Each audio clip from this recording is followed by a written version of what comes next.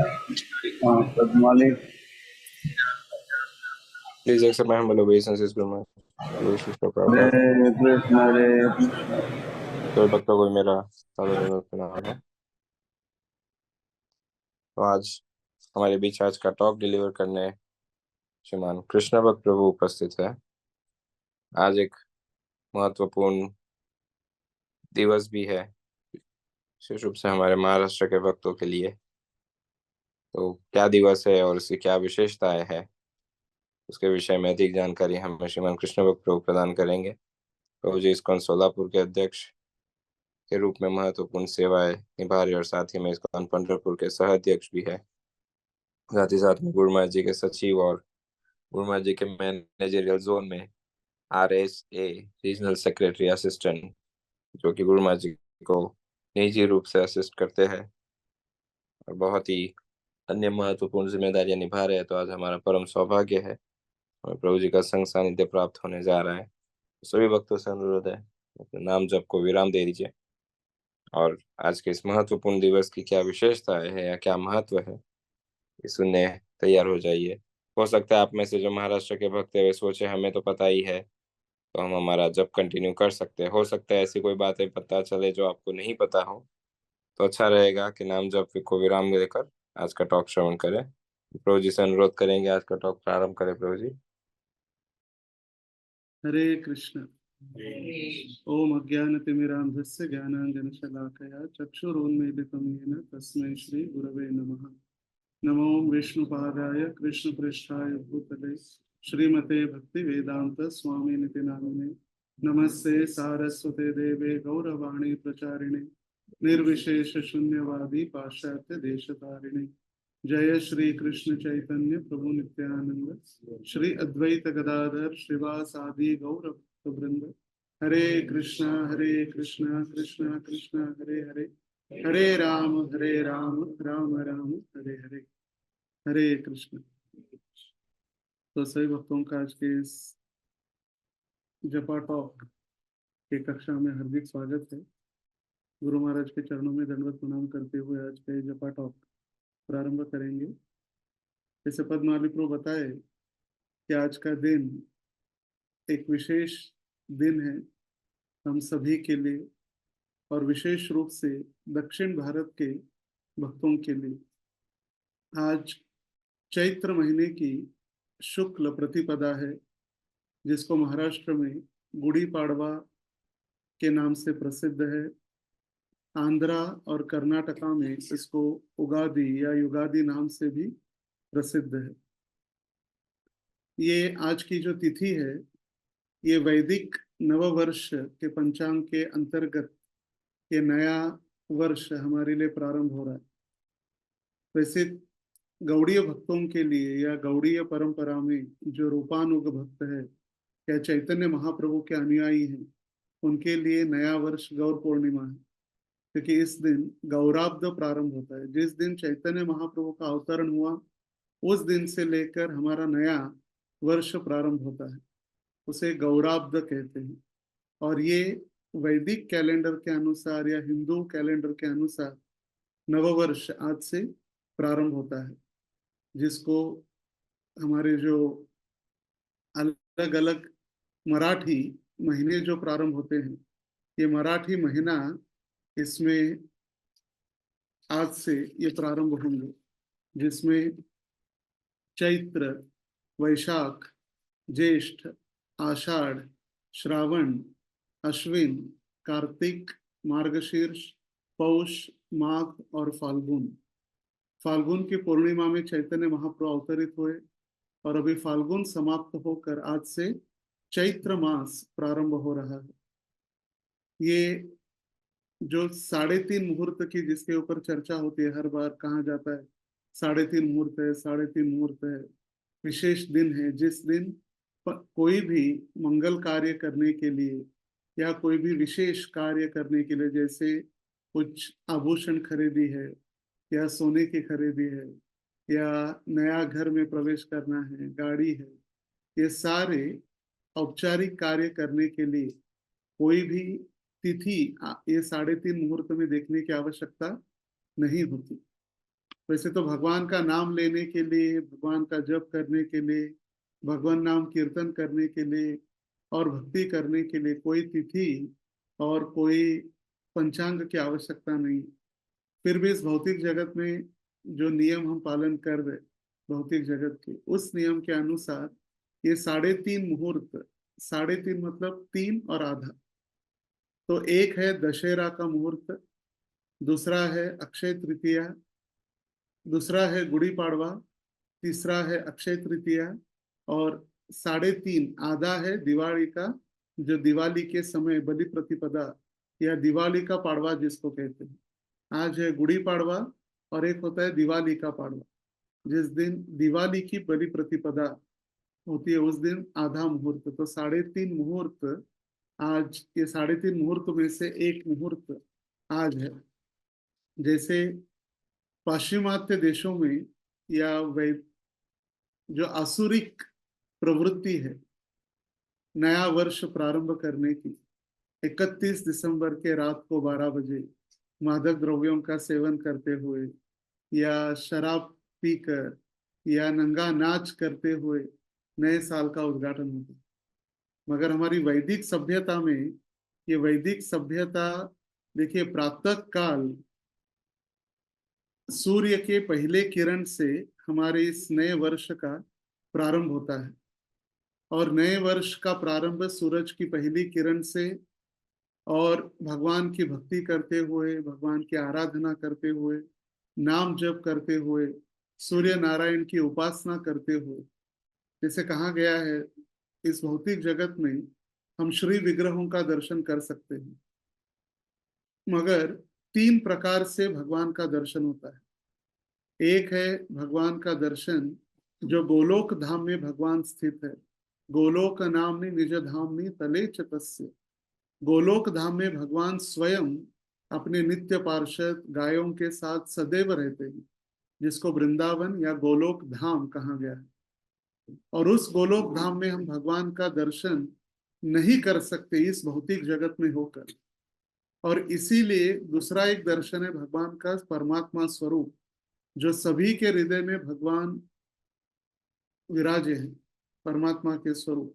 और योगी, बड़े बड़े मुनिजन तपस्या करके भगवान के इस परमात्मा स्वरूप का दर्शन कर सकते हैं, मगर हम वो भी परमात्मा दर्शन नहीं कर सकते हमारे हृदय में, क्योंकि हमारी भक्ति या हमारी तपस्या इतनी नहीं है कि परमात्मा का दर्शन हम हमारे हृदय में करें। और इसीलिए भगवान दयालु बनकर इस भौतिक जगत में श्री विग्रह या अर्चा विग्रह के रूप में अवतरित होते हैं। अर्चा विग्रह के रूप में जो भगवान अवतरित हुए हैं वो कृष्ण जैसे नहीं है, वो स्वयं कृष्ण ही है। प्रभुपाद जी कहा करते थे, they are not like Krishna, he is Krishna, वो कृष्ण ही है।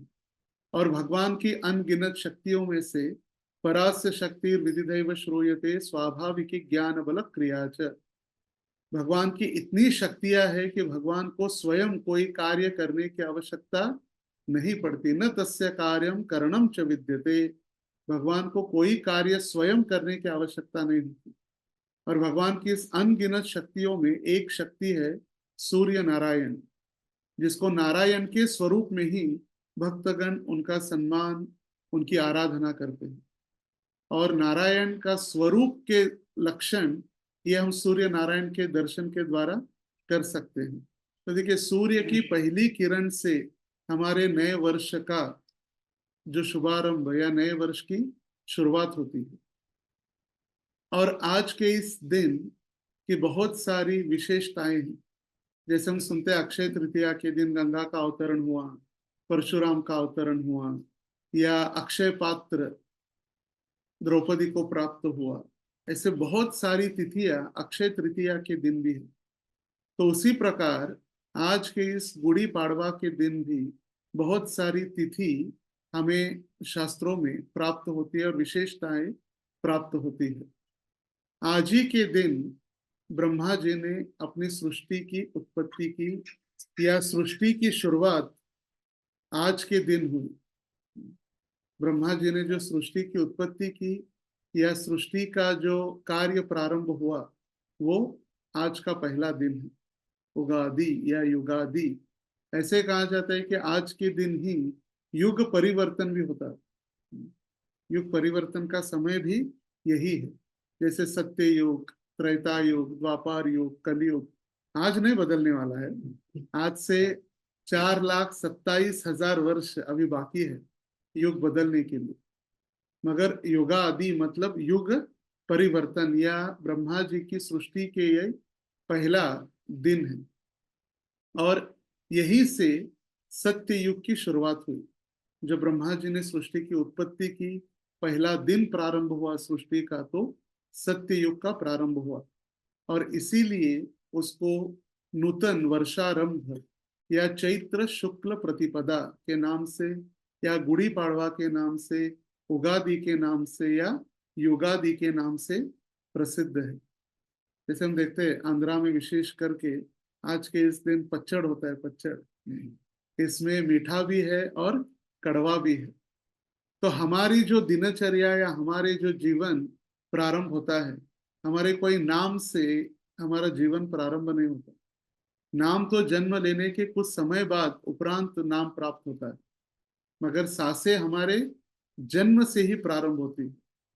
और जब सांसें मिलती है, ये गिन गिन के सांसें मिली है। सबको ऐसे नहीं कि एकदम अनकाउंटेड नहीं है, काउंटेड है। और जितनी हमारी सांसें चलेगी उतना ही हमारा जीवन धीरे धीरे धीरे समाप्त होगा। और जैसे हम पेपर में पढ़ते हैं या सुनते भी हैं, उन्होंने अंतिम सांस ली। जब कोई व्यक्ति का देहांत हो जाता है तो अंतिम सांस मतलब जिसके पास उसकी सांसें थी वो अभी सांसें समाप्त हो चुकी है। तो काउंटडाउन हमारा भी जन्म से ही हमारा काउंटडाउन स्टार्ट होता है। नाम रखने के बाद, या हम पढ़ाई करने के बाद, या हम शादी करने के बाद काउंटडाउन स्टार्ट नहीं होता। जिस क्षण हमारा जन्म होता है, जातस्य ही ध्रुवो मृत्यु ध्रुवम जन्म मृतस्य च, जिस क्षण हमारा जन्म होता है उस दिन हमारा मृत्यु का काउंटडाउन स्टार्ट होता है। तो इसी प्रकार ये भी एक नया सृष्टि का काउंटडाउन है। और जैसे ही हमें जीवन प्राप्त होता है तो जीवन में सारी चीजें एकदम मिठास या मीठी या अच्छी नहीं होती। हमारे जीवन में सारी चीजें कुछ कड़वी भी होती है, जिसको हम कष्ट या दुख कहते हैं। और सुख होता है जिसको हम मिठास के रूप में उसको स्वीकार करते हैं। कड़वी चीजें किसी को इतनी आसानी से अच्छी नहीं लगती। मिठाई अच्छी लगती है मगर कड़वी चीजें अच्छी नहीं लगती। तो उसी प्रकार इस संसार में भी सभी को सुख या आनंद चाहिए। दुख या कष्ट की कोई स्वीकार करने के लिए इच्छा नहीं है, फिर भी आता ही है। और ये जो पच्चड़ होता है, जो मिठास और कड़वा, ये दिखाता है या ये हमें समझा रहा है कि हमारे जीवन में मिठास भी है और कड़वाहट भी है। और इसके बीच जो अलग अलग पदार्थ है, 5-6 प्रकार के रस, ये आते जाते ही रहते हैं बीच बीच में। इसीलिए ये पच्चड़ का, इसीलिए भक्तों को तो प्राय पता है, मगर कई सारे लोगों को पता ही नहीं पच्चड़ है क्या। कड़वाहट और मिठास ये हमारे जीवन में जो आने वाला है। जो कभी भी व्यक्ति, जो बुद्धिमान व्यक्ति है, ऐसे कष्टों से या ऐसे सुखों से विचलित नहीं होता। आगमा पाइनो अनित्यातांति तीक्ष्ण स्वभारत। जैसे भगवान कहे कि सुख और दुख सर्दी की तरह और गर्मी की तरह, जैसे वातावरण बदलता है, ऋतु बदलते हैं, उसी प्रकार हमारा सुख भी आने वाला है, जाने वाला है, दुख आने वाला है, जाने वाला है। मगर जो बुद्धिमान व्यक्ति है, तांति तीक्ष्ण स्वभारत, वो कभी भी विचलित नहीं होता है अर्जुन, भगवान कहे। तो इसीलिए जो आज के दिन विश्व का सबसे तेज तत्व और प्रजापति की लहरें आज प्रकाशित होती है सूर्य के द्वारा। और इसीलिए जो गुड़ी हम खड़ी करते हैं लकड़ी के ऊपर, तो कलश उल्टा होता है। तो इस कलश में ये सारी प्रजापति द्वारा लहरें जो प्रस्थापित होती है, वो लहरें सारे हमें प्रकाश के द्वारा, इन लहरें आध्यात्मिक वातावरण की उत्पत्ति होती है और अधिक संचय होता है इस गुड़ी के द्वारा। और इसी दिन, जैसे हमने कहा, ब्रह्मा जी ने जब सृष्टि उत्पत्ति की तो सबसे पहले सत्य युग का प्रारंभ इसी दिन से हुआ। आज ही के दिन भगवान नारायण ने मत्स्यावतार का रूप धारण किया। मत्स्यावतार प्रलय पयोधि जले धृतवानसि वेगम विहित वहित्र चरित्रमखेदम केशवधृता मीन शरीरा जय जगदीश हरे जय जगदीश हरे जय जगदीश हरे।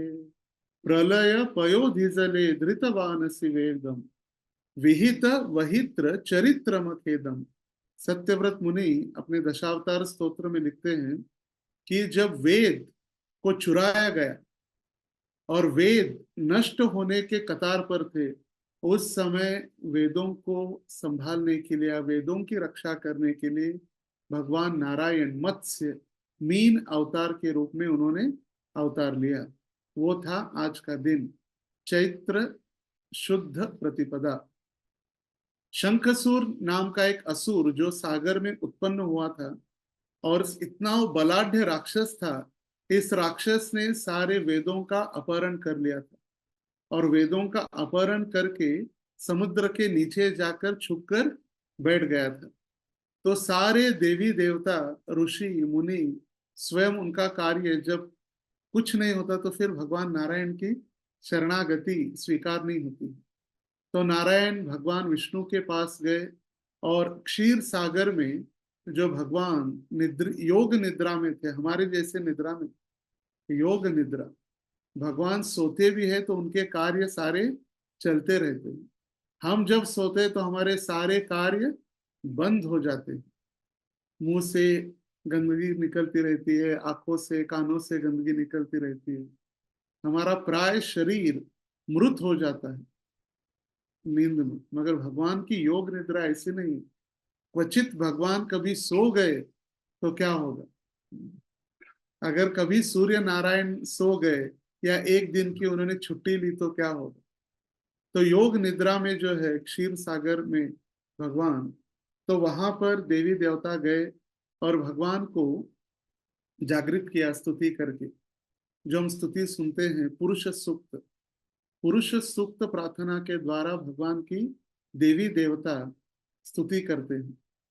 और उन्होंने भगवान से विनती की, भगवान से प्रार्थना की कि भगवान आप अवतरित होकर इस शंखचूड़ का उद्धार कर दीजिए।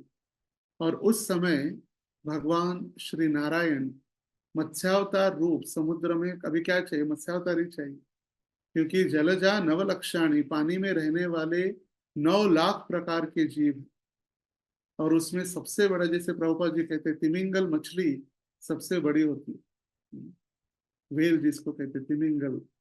ये बड़े बड़े मछलियों को भी खा सकते हैं, तिमिंगल, शार्क, वेल। तो भगवान ने ऐसे विशाल मछली का मत्स्य रूप धारण किया। तो इस भौतिक जगत की मछली से हम उसका उदाहरण या उसकी उपमा नहीं दे सकते, मगर भगवान इतने सुंदर रूप उन्होंने लिया। तो भगवान उस शंखचूड़ या शंख, जो शंखासुर का उद्धार करने वाले ही थे, उसका शिरच्छेद करने वाले थे। उस समय शंखचूड़ ने प्रार्थना की कि मुझे आज जो मृत्यु प्राप्त हो रहा है या मुझे दंडित किया जा रहा है किस लिए? क्योंकि मैंने वेदों का अपहरण किया।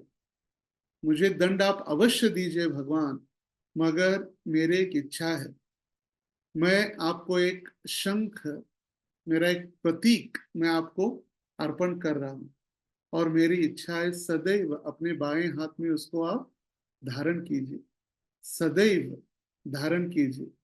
और उस समय उसने और एक वरदान मांगा कि जब भी आपका स्नान, मतलब आपका अभिषेक होगा, तो मुझे वरदान दीजिए कि मुझसे, मेरे शंख से ही आपका अभिषेक हो। तो 2 वरदान उन्होंने मांगे शंखासुर ने भगवान को देखकर, मत्स्यावतार भगवान से। एक, सदैव अपने बाएं हाथ में, लेफ्ट हैंड में आप धारण कीजिए। और दूसरा, जब भी आपका स्नान होगा या अभिषेक होगा तो शंख द्वारा हो, ऐसी मेरी इच्छा है। और जब तक शंख द्वारा आपका अभिषेक या पूजा नहीं होगी, जब तक आपका अभिषेक नहीं होगा शंख के द्वारा, तब तक आपकी पूजा प्रारंभ नहीं होगी। तो ये भगवान से उन्होंने जब वरदान मांगा तो भगवान नारायण कहे तथा अस्तु, तथा अस्तु, जैसे आपकी इच्छा है। और भगवान ने उस दिन से अपने हाथ बाएं लेफ्ट हैंड में शंख धारण किया। पांचजन्य ऋषिकेशो देवदत्त धनंजय, पांचजन्य नामक इस शंख का नाम भी है। ये शंखासुर के द्वारा भगवान को प्रदत्त ये शंख है। और देखिए भगवान का जब भी अभिषेक होता है तो शंख के द्वारा ही अभिषेक होता है। वैसे देखा जाए वैदिक सभ्यता में कहा गया है कि किसी के हड्डी को स्पर्श करने से या किसी के गोबर को या किसी के विष्ठा को स्पर्श करने से हम अपवित्र हो जाते हैं, हमें स्नान करना होता है। इसलिए कहा गया है कि जब हम शौच क्रिया करके आते हैं तो हमें स्नान करना चाहिए। मगर वैदिक सभ्यता देखिए, वैदिक शास्त्रों का आदेश है जो गोबर है, गाय का गोबर, उस गोबर को हम स्पर्श करते हम पवित्र हो जाते हैं, अपवित्र नहीं। और उसी प्रकार ये शंखचूर, ये शंखासुर की जो हड्डी का ये प्रकार है शंख मतलब। मगर फिर भी इसको हम ऑल्टर में, गर्भगृह में इसका पूजन होता है, भगवान का अभिषेक होता है, आरती के पहले शंखनाद होता है। ये वैदिक पद्धति या वैदिक शास्त्रों का आदेश है। और इसीलिए हमारे लिए सबसे महत्वपूर्ण जो आदेश है वो शास्त्र प्रमाण है, ना कि हमारे दृष्टि के प्रमाण या अनुमान प्रमाण, प्रत्यक्ष प्रमाण। इन सबसे श्रेष्ठ है शब्द प्रमाण। जो शब्द प्रमाण हमारे लिए शास्त्रों के द्वारा प्रदत्त है। तो आज ही का दिन है, आज मत्स्य जयंती भी कह सकते हैं। जैसे नरसिंह जयंती, वामन जयंती, ऐसे आज मत्स्य जयंती भी है। तो भगवान मत्स्यावतार का आज अवतरण हो। अभी एक कल्प में, एक कल्प की बात है, इस त्रेता युग की नहीं। इस त्रेता युग में जब प्रभु रामचंद्र अवतरित हुए, और रामचंद्र अवतरित होने के बाद उन्होंने जब रावण का उद्धार किया, उस दिन का नाम क्या है? रावण का जिस दिन उद्धार किया, दशहरा, दशानन रावण का उद्धार। और जब प्रभु रामचंद्र अपनी सारे वानर सेना के साथ, हनुमान जी के साथ जब अयोध्या वापस आए, तो अयोध्या वासियों ने भगवान का दिए लगाकर स्वागत किया, जिसको हम दीपावली कहते हैं। मगर एक कल्प में भगवान ब्रह्मा जी के हर रोज अवतार लेते हैं, अलग अलग अवतार, और भगवान के अवतार कभी समाप्त नहीं होते। तो एक कल्प की बात है जब भगवान श्री राम रावण का उद्धार करने के बाद आज के दिन अयोध्या पहुंचे थे, आज के दिन। और उस समय सारे अयोध्या वासियों ने ब्रह्म ध्वज या विजय ध्वज के नाम से विजय पताका लहराकर प्रभु रामचंद्र का 14 वर्षों का वनवास समाप्त होने के समय, आज के दिन चैत्र शुद्ध प्रतिपदा के दिन प्रभु रामचंद्र का ये वनवास समाप्त हुआ था। वनवास आज के दिन समाप्त हुआ था। तो अयोध्या वासियों ने अलग अलग घरों में, अलग अलग स्थानों पर ध्वज पताका, गुड़ी खड़ी करके प्रभु रामचंद्र का स्वागत के रूप में उन्होंने उत्सव आयोजित किया। तो वाल्मीकि रामायण में कहा गया है, ततो भयं विंकरसतव अन्ये लाजे पुष्पे च सर्वतः समुद्री छत्त पताकास्तु रथ्याम पुरवत्तोरत्तमे ततो हय अश्रुच्छ्रय पौरा पताकास्ते गृहे गृहे ऐश्वाकाशुदितं रमम्यम आसदात पितृगृहम। इसका मतलब क्या है? चैत्र शुद्ध प्रतिपदा के दिन प्रभु राम का जब वनवास समाप्त हुआ, तो सारे अयोध्या वासियों ने ध्वजा और पताका के साथ आनंदोत्सव का आयोजन किया। ये दूसरा कारण। तीसरा, आज के ही दिन चैत्र शुद्ध प्रतिपदा भगवान दक्षिण भारत में किष्किंधा में जब किष्किंधा में थे, तो प्रभु रामचंद्र ने आज के दिन अपने वनवास के समय में वाली का उद्धार किया। जिस वाली ने अपने भाई सुग्रीव की पत्नी का अपहरण किया था और सुग्रीव के राज्य का भी अपहरण किया था, वो आतताई बन गया था। जैसे भगवान कहते हैं, आतताई लोगों की हत्या करने का अनुमति भगवान ने दी है।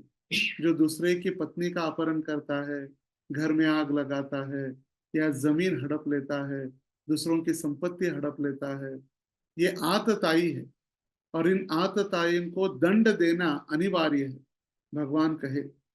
अभी वाली ने भगवान ब्रह्मा जी की तपस्या की थी, ब्रह्मदेव की तपस्या, और ब्रह्मा जी की तपस्या करके वाली ने ब्रह्मा जी से आशीर्वाद प्राप्त किया था कि जो भी मुझसे युद्ध करने के लिए सामने आए, उसकी आदि शक्ति कम होकर वो आदि शक्ति मुझ में प्रवेश करे। आदि शक्ति मुझ में प्रवेश की। देखिए क्या वरदान माना। कोई, इसका मतलब कोई भी मुझसे जीतना नहीं चाहिए युद्ध में। और ऐसे नहीं कि अशक्त था या कुपोषित था वाली। वाली के शरीर के अंदर 75 लाख हाथियों की शक्ति थी। 75 लाख हाथियों की शक्ति, 75 lakhs। और वो वाली तपस्या करके ब्रह्मा जी से क्या वरदान मांग रहा है, जो भी मुझसे युद्ध करने आए उसकी आदि शक्ति मुझ में आ जाए।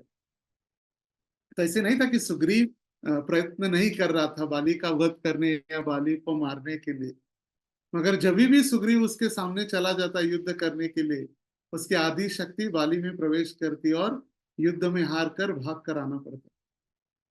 और इसीलिए ऐसे आतताई व्यक्ति को या आतताई असुर को, जिसने दूसरे की पत्नी और वो भी सगे भाई की पत्नी का हरण किया है, और दूसरा उनके राज्य का भी हरण किया है, किष्किंधा, और इसीलिए प्रभु रामचंद्र ने उसको छुप के, पेड़ के पीछे छुप कर उसका वध किया। तो तथाकथित लोग कहते हैं, अरे प्रभु रामचंद्र ने तो अधर्म किया। उनको क्या पता है, अधर्मी लोग जब कार्य करते हैं, पाप करते हैं, वो अधर्म नहीं। मगर जब भगवान कुछ कार्य अच्छा करते तो भगवान अधर्मी बन जाते हैं, भगवान पक्षपाती बन जाते हैं। क्यों भगवान पक्षपात करते हैं? क्योंकि इसने अपने पत्नी के, भाई के पत्नी का अपहरण किया और राज्य का भी अपहरण किया। तो आज के ही दिन प्रभु रामचंद्र ने बाली का वध किया। इसीलिए सुग्रीव ने सारे साम्राज्य में, अपने किष्किंधा में विजय ध्वजा, पताका लहराकर प्रभु रामचंद्र का विजयोत्सव अपनाया या विजयोत्सव का आयोजन किया। तो आज का ये दिन है चैत्र शुक्ल प्रतिपदा, और इसीलिए सारे आसुरिक शक्तियों का नाश करके, बाली के आसुरिक शक्ति का नाश प्रभु रामचंद्र ने आज किया। और उसके उपरांत जब वाली का वध हुआ, तो वाली का पुत्र अंगद भगवान के भक्त बने, और आगे चलकर इन्होंने प्रभु रामचंद्र के विजयों में अपने सहकार्य प्रदान किया। आज के ही दिन महाभारत के आदि पर्व में वर्णन है, उपरिचर नामक जो राजा था, उसको इंद्र ने ये लकड़ी दी थी, जो हम बांस की लकड़ी होती है, वेणु जिसको मराठी में कहते हैं, वो लकड़ी दी थी आदर के रूप में। इंद्र ने इस राजा को आदर, आप एक महान राजा है, एक आदर सम्मान के रूप में राजा को एक दंड दिया जाए, राजदंड। उसी प्रकार इस उपरिचर राजा को इंद्र ने ये लकड़ी दी, और ये लकड़ी देने के बाद आज के दिन उस राजा ने उस लकड़ी को जमीन के ऊपर रखकर, उसकी अलग अलग रेशम के वस्त्र उसको लगाकर, श्रृंगार करके, पुष्पमाला पहना के इसका पूजन किया, उपरिचर। तो आज से जो नया वर्ष के उपलक्ष्य में जब राजा ने उसका पूजन किया, तो इसीलिए आज ये गुड़ी पाड़वा, गुड़ी जो उभारना या गुड़ी जो लगाते हैं उसका सबसे महत्वपूर्ण कारण है महाभारत के अनुसार उपरिचर राजा को प्राप्त हुई है राजदंड लकड़ी।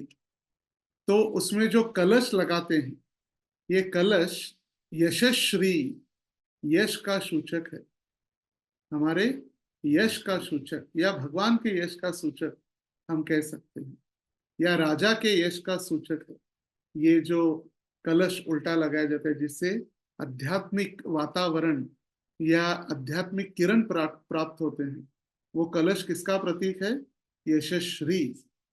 जैसे संजय ने भी कहा, जहां भगवान श्री कृष्ण है और जहां उनके भक्त अर्जुन है, तत्र श्री विजयो भूतिर ध्रुवा नीतिर मतिर्मम। वहां पर यश है, सौभाग्य की देवी लक्ष्मी है, ऐसा मेरा मत है। तो ये कलश यशस्वी का सूचक है, विक्ट्री। और ये नीम, ये आरोग्य का प्रतीक है, हमारे आरोग्य का प्रतीक। नीम के पत्ते लगा देना उसके, ये आरोग्य का प्रतीक है, जिसको इस कलश के ऊपर या गुड़ी के ऊपर जब पुष्प माला पहनाई जाती है, ये मांगल्य का प्रतीक है, ऑस्पिशियसनेस, मांगल्य। ये लकड़ी जो है ये सामर्थ्य, राजदंड या सामर्थ्य का प्रतीक है, अपने शक्ति सामर्थ्य का प्रतीक। ये लकड़ी के ऊपर जब जरी मतलब होता है ना, जो एम्ब्रॉयडरी किया हुआ बॉर्डर का, जरीचे वस्त्र जिसको मराठी में कहते हैं, तो ये वस्त्र वैभव का प्रतीक है, हमारे वैभव का प्रतीक। जब उसका पूजन होता है, इस लकड़ी का या राजदंड का, नारियल का उपयोग होता है पूजन में, तो ये नारियल सिद्धि का प्रतीक है। और हरिद्राम कुंकुमम सौभाग्य लक्षण।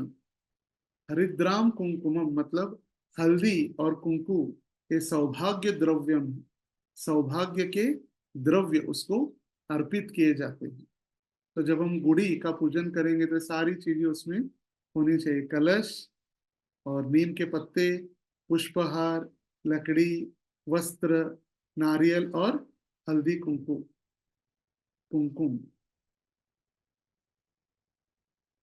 और आगे वर्णन किया गया है, महाभारत में ही वर्णन किया गया है कि कृष्ण ने आज कहा अपने ब्रजवासियों को कि इंद्र के कोप की परवाह न करते हुए जो इंद्रोत्सव चल रहा था, वार्षिक इंद्रोत्सव, जैसे गोवर्धन पूजा के दिन जो इंद्र की पूजा करने के लिए भगवान ने रोक दिया, तो आज के दिन जो वार्षिक यात्रा होती थी वृंदावन में, इंद्र की यात्रा, एनुअल यात्रा, तो वो भगवान ने रोकने के लिए कहा। शक्रोत्सव या इंद्रोत्सव भगवान ने कहा वो बंद कर दीजिए। और आज के ही दिन भगवान ने इंद्र की जो यात्रा बंद करते हुए सभी को आदेश दिया कि इंद्र तो अपना कार्य ही कर रहा है, वो जो देना है उसको सेम जैसे गोवर्धन पूजा के दिन भगवान ने कहा। और इसीलिए अलग अलग ग्रंथों में, अलग अलग शास्त्रों में ये उत्सव के अलग अलग नाम से, अलग अलग पद्धति से इसका आनंदोत्सव आयोजित किया जाता है। जैसे कोंकण में जाएंगे, दक्षिण भारत में जाएंगे, कोंकण में तो अलग अलग राजाओं के, कृष्ण बलराम के, सीताराम के, अलग अलग वानरों के, सिंह वाघ के रूप धारण करते हुए हर रोज उत्सव होता है।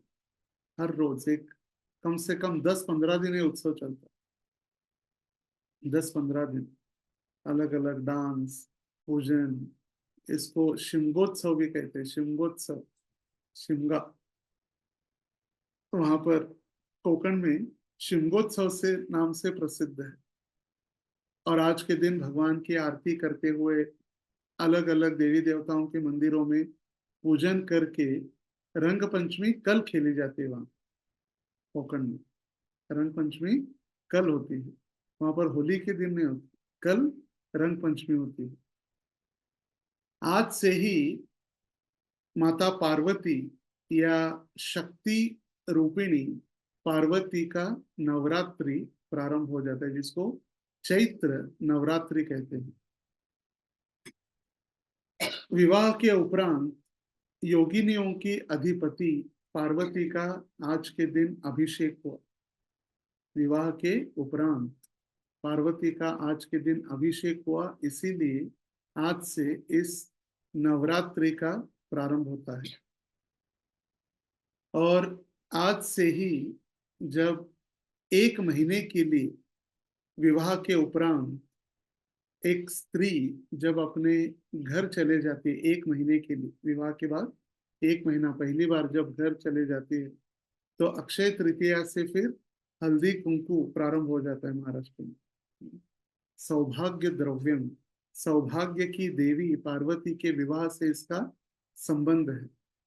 आज से 9वें दिन प्रभु रामचंद्र का आविर्भाव, appearance day of lord Ramchandra, Ramnavami भी प्रारंभ होगी। रामनवमी का दिन, ये नवमी चैत्र नवमी, तो चैत्र नवमी के उपलक्ष्य में रामायण की कथा 9 दिन होती है। तो सारे संसार में रामायण की कथा भी आज से प्रारंभ होती है, जिससे जो समापन होता है कथा का वो रामनवमी के दिन होती है। भागवत कथा 7 दिन, रामायण कथा 9 दिन। आज के ही दिन शालिवाहन शके प्रारंभ होता है, नया संवत्सर।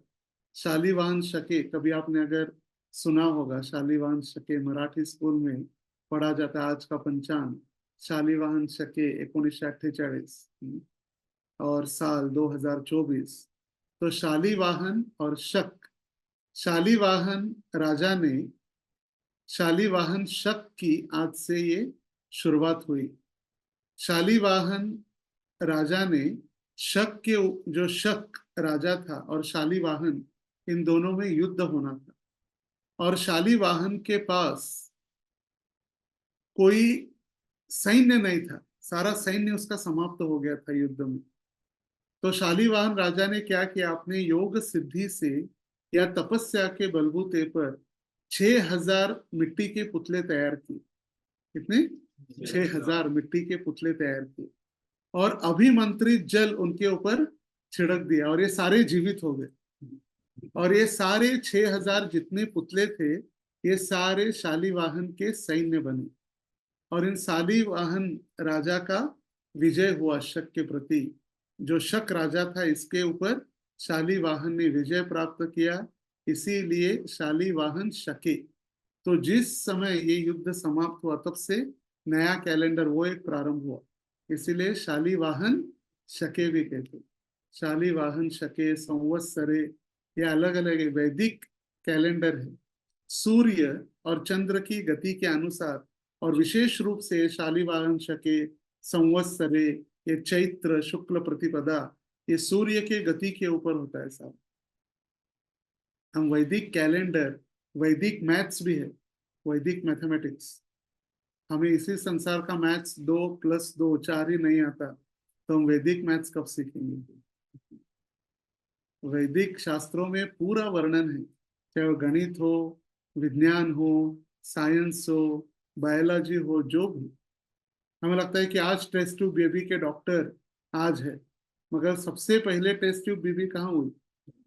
महाभारत में इसका वर्णन है। कौरव, जब गांधारी के गर्भ से मांस का टुकड़ा बाहर निकला, मांस का गोला, उसको जो पता चला कि कुंती ने पहले ही पुत्र को जन्म दिया है, तो गुस्से से उसने अपने पेट के ऊपर मार लिया। तो पेट के अंदर बच्चे का मृत्यु हुआ और मांस का गोला बाहर निकला। तो व्यासदेव ने कहा, इसके 100 टुकड़े कर कर घी के मटकों में भरकर लटका के रख दो, फर्स्ट टेस्ट ट्यूब बेबी। और एक नहीं, एक साथ 100। और जो सबसे पहले मटका फोड़कर घी से जो बाहर निकला, वो था दुर्योधन। सबसे पहले जो सब मटका वगैरह फोड़ के आसुरिक प्रवृत्ति का दर्शन करवाते ही जो सबसे पहले उस मटके से बाहर निकला, वो था दुर्योधन। तो ये जो राजा ने, शालिवाहन राजा ने शक के ऊपर विजय प्राप्त किया, वो आज का दिन है। इस विजय प्रत्यर्थ शालिवाहन शके आज से नया वर्ष प्रारंभ होता है और आज से ही वैदिक पंचांग भी प्रारंभ होता है। जो दाते पंचांग, अलग अलग पंचांग हम सुनते हैं, या जो भविष्य बताने वाले एस्ट्रोलॉजर, उनके पास जाकर हमारी गतिविधियां जानते हैं। देखिए, नासा और अलग अलग जो बड़े बड़े साइंस है, जिनको साइंटिस्ट कहते हैं, करोड़ों करोड़ों रुपए खर्चा करने के बाद पता चलता है कि ग्रहण, सूर्य ग्रहण, चंद्र ग्रहण कब है। वैदिक सभ्यता में देखिए, सिर्फ 50 रुपए का एक पंचांग लेकर आएंगे तो उसमें सब पता चलेगा इस साल में क्या क्या होने वाला है। 50 रुपए के पंचांग में पता चलता है कि ग्रहण कब है, सूर्य ग्रहण कब है, खग्रास खंडग्रास ग्रहण कब है, चंद्र ग्रहण कब है, सब सिर्फ 50 रुपए के कैलेंडर में। इतना करोड़ों करोड़ों रुपए खर्चा करने की कोई आवश्यकता ही नहीं है। तो आज से ही ये पंचांग का भी प्रारंभ होता है। तो आज से नया पंचांग खरीद कर देवी सरस्वती के साथ इसका पूजन करके नए साल का प्रारंभ भी होता है, हिंदू नया वर्ष। और नए वर्ष के शुरुआत में ही हम सोना, आलसी होना ये शुरू हो गया तो फिर पूरा साल ही हमारा आलसी और सोने में ही चला जाए। शुरुआत ही है, नए साल की शुरुआत है, अभी भी सूर्य देव उदित ही हो रहे, हमारी नींद समाप्त नहीं हो रही। तुकाराम महाराज अपने अभंग में 4229वें अभंग में तुकाराम महाराज कहते हैं, पुढे पाठविले गोविंदा गोपाळा देवनी चपळा हाथी गुडी। पुढे पाठविले गोविंदे गोपाळा देवनी चपड़ा हाथी गुड़ी।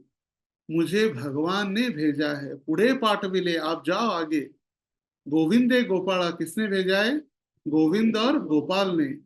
चपड़ा हाथी गुड़ी, क्या दिया हाथ में? चिपड़ा, कीर्तन करने के लिए, और गुड़ी देखकर मुझे आगे भेजा है। बुड़ती है जन पाहे न डोळा, म्हणून कळवळा ये तसे। इस संसार में जो लोग पापी अधर्मी लोग जो इस संसार में माया में डूब रहे हैं, वो देखकर दुखी होकर तुकाराम महाराज इस संसार में आए हैं। तुकाराम महाराज इस संसार के नहीं, वैकुंठ से ही है, मगर इस संसार के दुख बद्ध या पतित जीवों को देखकर वो आए। बुढ़ती है जन, कहाँ डूब रहे? इस माया के जंजाल में, इस भौतिक संसार में डूब रहे। वो देखकर उनको रहा नहीं गया, इसीलिए वो आए हैं और कह रहे कि मुझे भगवान ने ही भेजा है।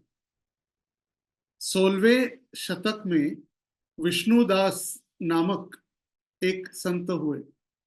विष्णुदास, विष्णुदास नामा, उनका नाम ही था विष्णुदास नामा, संत का नाम। और वो राम का अयोध्या में, जो हमने सुना प्रभु रामचंद्र का अयोध्या में वापसी हुई, उस वापसी के विषय में वो अपने अभंग में लिखते हैं, आनंद वो माये नगरी उत्सवो, आजी येईल राम राव। मोतिया तांदूळ कांडिती बाळा, गाती वेळो वेळा रामचंद्र। अजिक्य जिंकोनी आले कौसल्यानंदन, धन्य आजी दीन सोनियाचा। कनकदंड चवऱ्या ढळताती रामा, विष्णुदास नामा गुड येसी।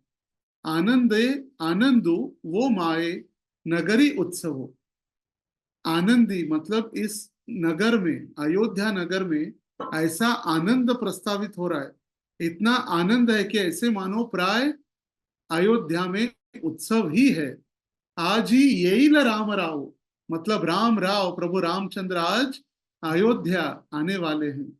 मोतिया तांदूळ कांडिती बाळा, और उनका स्वागत करने के लिए मोती के समान चावल तैयार किए जा रहे, कूट कर। मोती जैसे चावल, आज जैसे नहीं प्लास्टिक के चावल, आजकल प्लास्टिक के चावल भी मिल रहे। प्लास्टिक के चावल, प्लास्टिक का जो क्या कहते हैं, गोभी, पत्ता पत्ता गोभी, पत्ता गोभी प्लास्टिक का मिल रहा है, प्लास्टिक का। और मेन किसको कहते हैं, मेन हिंदी में क्या कहते हैं, मोमबत्ती जलाते हैं ना, मोम, वैक्स, मोम से बना हुआ। तो अलग अलग मिल रहा है सारा संसार में सबको ठगाने के लिए। मगर यहाँ पर देखिए, मोती या तांदूल, मोती के समान ये जो चावल है, इसको कूटा जा रहा है। गाती वेळो वेळा रामचंद्र, जब जो कूटने वाले हैं वो सारे नगरवासी प्रभु रामचंद्र का गुणगान कर रहे, जय जयकार कर रहे, उनके लीलाओं को स्मरण कर रहे, गायन कर रहे। अजिंक्य जिंकोनी आले कौशल्यानंदन, जिनको जितना प्राय असंभव था, अजिंक्य था, ऐसे रावण का उद्धार करके उनको जीत कर कौशल्यानंदन, धन्य आजी दीन सोनियाचा, ऐसे कौशल्यानंदन आज वापस घर आए हैं, तो आज का दिन धन्य है। सोनियाचा मतलब सोने जैसा हमारे लिए आज का दिन है। कनक दंड चौर्या ढळताती रामा, कनक दंड मतलब प्रभु रामचंद्र के हाथ में जो राजदंड है, सोने का दंड, ढळत चौर्या ढळताती रामा, और जो चामर सेवा हो रही है प्रभु रामचंद्र की, वो भी सोने का उसका दंड है। प्रभु रामचंद्र की जो चामर सेवा जैसे मंदिर में करते हैं वो चांदी की होती है, उसका दंड, मगर प्रभु रामचंद्र के लिए जो जब वापस आ रहे स्वागत में, जब चामर, ये चामर किसके लिए होता है? चामर सेवा किस लिए होती है भगवान की? क्यों होती है, क्या कारण है? हाँ, गर्मी के लिए तो पंखा है, व्यजन है, मोर पंख। मक्खी या कीड़े भगवान को जो पुष्प माला पहनाते हैं, तो जो मधुमक्खी या अलग अलग कीड़े वहां पर आके भगवान को डिस्टर्ब न करे, व्यत्यय उत्पन्न न करे, इसीलिए उस चामर का, एक जो गाय है हिमालय में प्राप्त होती है उसकी पूंछ के ये बाल है, मगर उसमें भी ओरिजिनल और प्लास्टिक जो आज हम देखते हैं जो अलग अलग स्थानों पे बेचा जाता है, वो प्लास्टिक के नायलॉन धागे होते हैं चामर के रूप में। ओरिजिनल चामर जो पूंछ की बाल है बहुत महंगे वो प्राप्त होते हैं। तो ये जो चौर्या मतलब चामर, चामर का दंड भी सोने का है। विष्णुदास नामा गुड़ी ऐसी, और विष्णुदास नामा कह रहे कि आज गुड़ी खड़ी करके सभी ने प्रभु रामचंद्र का स्वागत किया है। आज के दिन आरोग्य या हमारे हेल्थ के अनुसार आज के दिन प्रातः काल सबसे पहले हमें आज खाना चाहिए क्या? मिठाई नहीं, आज के पहले प्रातः काल में हमें खाना चाहिए नीम का एक पत्ता या तीन पत्ते, तीन या एक पत्ता, और साथ ही साथ आज के प्रातः काल में अजवाइन, नमक, हिंग, ब्लैक पेपर, मिरी और शक्कर, कड़ू नीम का पत्ता, ये सारा मिक्स करके इसकी चटनी भी खानी चाहिए हेल्थ के लिए, हेल्थ के दृष्टिकोण से। तो सारा पचड़ में आता ही होगा शायद, है ना? अजवाइन, नमक, हींग, ब्लैक पेपर, शक्कर और कड़ू नीम, इसे देखिए पूरा हेल्थ के दृष्टिकोण से, जिससे इसका तो आध्यात्मिक कुछ नहीं है, फिर भी हेल्थ रीजन से जो अभी गर्मी प्रारंभ होगी, इससे क्या होता है, ये खड़े रहो, इससे होता है हमारी पचन क्रिया हमारी अच्छी होती है, पित्त का नाश होता है, और जो त्वचा रोग है, स्किन डिसीज, ये समाप्त होता है। और ये नीम के पत्ते यदि हम अनाज में, जो पूरा साल का, आज से पूरे साल का राशन आज भरा जाता है घर में, अनाज, चावल, दाल, गेहूं, इसमें भी ये नीम के पत्ते रखे जाते हैं जिससे अनाज में कीड़े न लगे। और शरीर को शीतलता या ठंडाई प्रदान करने के लिए जब हम स्नान करते हैं तो इसमें नीम के पत्ते डालकर आज स्नान भी होता है। अगर नहीं किया होगा तो अभी कर सकते हैं। तो ये शारीरिक या आरोग्य के दृष्टिकोण से ये बताया गया है। तो आज का बहुत विशेष दिन है, मत्स्यावतार, प्रभु रामचंद्र का आगमन और सृष्टि की उत्पत्ति का पहला दिन गुड़ी पाड़वा, जिसको गुड़ी पाड़वा, उगादि, युगादि, ये बहुत विशेष उत्सव हम सभी भक्तों के लिए, और विशेष रूप से इस्कॉन सोलापुर के भक्तों के लिए दो चीजों से। पहले 15 वर्ष हर गुड़ी पाड़वा के दिन जगन्नाथ रथ यात्रा होती थी सोलापुर में, आषाढ़ी एकादशी पंढरपुर, गुड़ी पाड़वा सोलापुर। जगन्नाथ जी की रथ यात्रा 15 वर्षों से, मगर जगन्नाथ मंदिर जगन्नाथपुरी धाम से जब आदेश प्राप्त हुआ कि आप रथ यात्रा, जगन्नाथ जी की रथ यात्रा इस तिथि के लिए या गुड़ी पाड़वा के दिन नहीं कर सकते। रथ यात्रा आप कर सकते जगन्नाथ जी की आषाढ़ महीने में, जब जगन्नाथ जी अपने मंदिर से बाहर निकलते उस समय से लेकर जब वापस आते तब तक मंदिर में 9 दिन आप रथ यात्रा कर सकते हैं जगन्नाथ जी की। तो जगन्नाथ जी की रथ यात्रा नहीं, मगर वही जय गौर से ही कृष्ण से ही राम, वही राम है, वही कृष्ण है और वही गौरांग है। तो आज इस्कॉन सोलापुर की ओर से सायंकाल सिर्फ 5 बजे जुड़े सोलापुर गोविंद श्री, देखिए नाम भी गोविंद श्री, गोविंद और श्री मतलब राधा रानी या लक्ष्मी, गोविंद श्री मंगल कार्यालय से शोभा यात्रा या प्रभु रामचंद्र वैदेही कोदंड राम का शोभा यात्रा होगा। तो जो भी सोलापुर के भक्त है या सोलापुर के निकट है, बीड़, लातूर, पंढरपुर, सभी आप आमंत्रित है इस प्रभु रामचंद्र की, सीताराम लक्ष्मण हनुमान जी की रथ यात्रा में। हरे कृष्णा कृष्णा कृष्णा कृष्णा हरे हरे, हरे राम राम राम हरे हरे। बहुत बहुत धन्यवाद।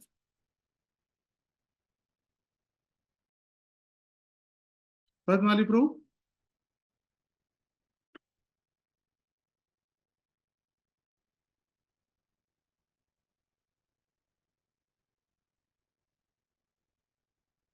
बहुत बहुत धन्यवाद प्रभु जी इस टॉक के लिए, आज के इस सत्र के लिए। जब शुरुआत हुई थी तो लग रहा था कि 2-4 महात्म्य होंगे आज के दिन के लिए, लेकिन अंत होने तो कैसा लग रहा है कि आज का टॉक ही शायद 2-3 बार सुनना पड़ेगा। आज की महात्म्य सुनने के लिए आज का टॉक एक प्रकार से अपने आप में एक सब्जेक्ट है। तो सभी भक्तों से अनुरोध है, हमारी परंपरागत पद्धति से हरे कृष्ण महामंत्र का उच्चारण करके श्रीमान कृष्ण भक्त प्रभु का हृदय पूर्वक आभार व्यक्त करते हैं आज के इस सत्र के लिए। हरे कृष्णा कृष्ण कृष्ण हरे हरे, हरे राम राम राम हरे हरे। बहुत बहुत धन्यवाद प्रभु जी आज के पद्माली इस सत्र। प्रभु, जो जूम यस प्रभु। पर है उनके लिए हमारे वैदेही कोदंड राम का दर्शन करा सकते हैं सभी को। श्री राम।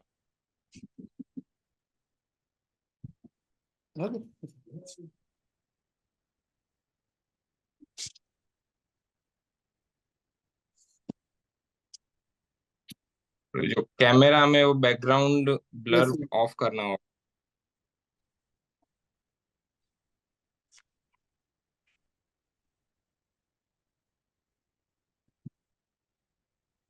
श्री सीताराम लक्ष्मण हनुमान की जय, वैदेही कोदंड राम की जय, प्रभुपाद की जय।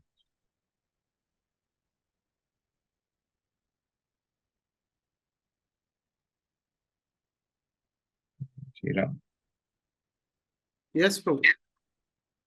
तो ये लाभ होता है जूम में अंत तक बने रहने का। कई भक्त 7:30 होते ही निकल जाते हैं, 7:25 होते ही निकल जाते हैं, लेकिन जो अंत तक बना रहता है उसे विशेष कृपा मिलती ही है प्राय। तो आज के इतने पवित्र दिवस पर जिसका महात्म्य आप पिछले 45 मिनटों से सुन ही रहे थे, उस दिवस पर आज प्रभु श्री राम का दर्शन प्रातः काल में हमें हो रहा है। बहुत बहुत धन्यवाद प्रभु जी इस दर्शन के लिए भी। श्री हरिनाम प्रभु की जय, हरे कृष्ण महामंत्र की जय, श्री श्री सीताराम लक्ष्मण हनुमान की जय, श्रील प्रभुपाद की जय, परम पूज्य श्री लोकनाथ स्वामी गुरु महाराज की जय। वाञ्छा कल्पतरुभ्यश्च कृपा सिन्धुभ्य एव च पतितानां पावनेभ्यो वैष्णवेभ्यो नमो नमः। अनंत कोटि वैष्णव वृंद की